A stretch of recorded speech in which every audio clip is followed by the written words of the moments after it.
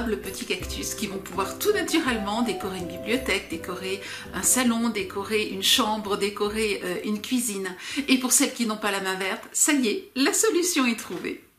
Avant de commencer notre atelier, laissez-moi vous présenter 2 tutoriels que vous pourrez retrouver en cliquant sur les liens que je vous ai rajoutés dans le texte de présentation de l'atelier vidéo. Le premier est cet ensemble de cactus blancs et argentés. J'ai voulu jouer sur un contresens. En effet, les cactus sont des plantes de pays chauds et je les ai transformés en cactus couverts de givre en utilisant des paillettes. J'ai ajouté sur les piquants une goutte de peinture pailletée. Vous retrouverez tous les détails dans le tutoriel.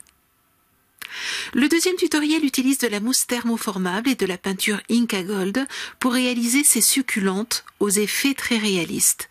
Je les ai ensuite collées sur un nœud en raffia, lui-même collé sur un pot de yaourt et peint avec de la peinture effet craie. Je me suis inspirée de vraies succulentes en reproduisant les couleurs que la nature offre. Là encore, vous retrouverez tous les détails dans le tutoriel associé.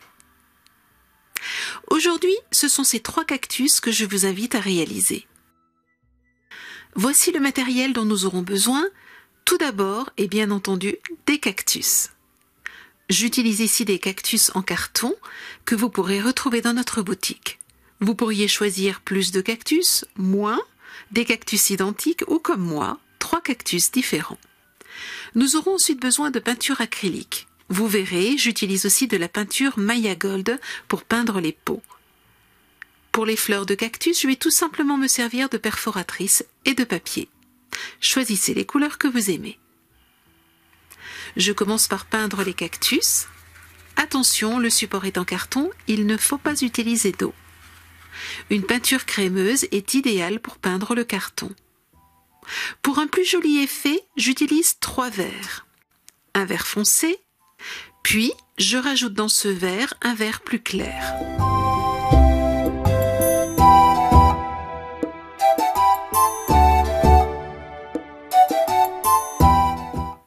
Enfin, j'utilise le vert clair tout seul.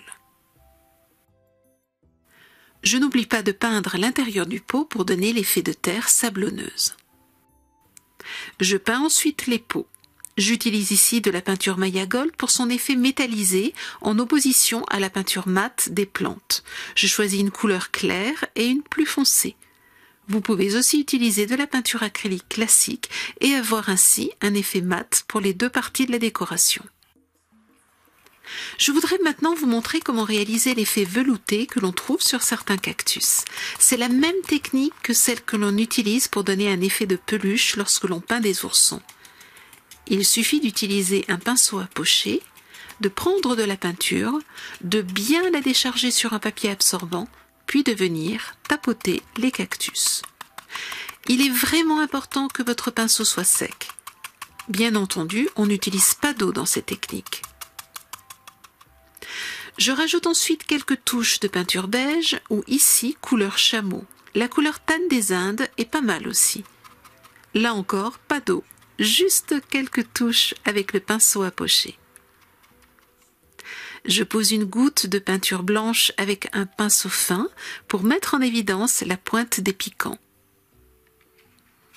Il ne reste plus qu'à fabriquer des fleurs. Je découpe des fleurs de différentes tailles en utilisant des perforatrices. Je les galbe sur un tapis avec un outil à embosser. Vous pouvez aussi les former simplement entre vos doigts. L'idée est d'avoir des fleurs plus ou moins ouvertes qui, collées ensemble, donneront une jolie fleur en boule.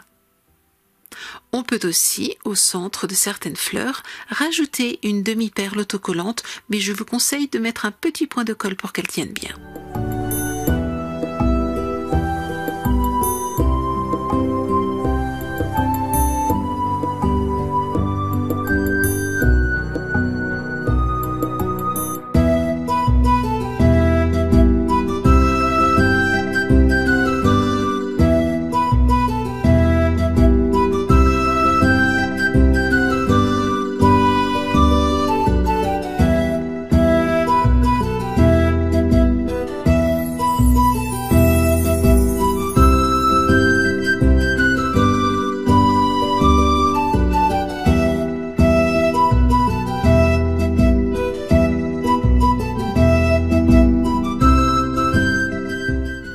Comme toujours, vous retrouvez dans la boutique tous les produits que j'ai utilisés dans cet atelier et dans les tutoriels associés. Je vous souhaite une très belle semaine créative. À très bientôt. Au revoir.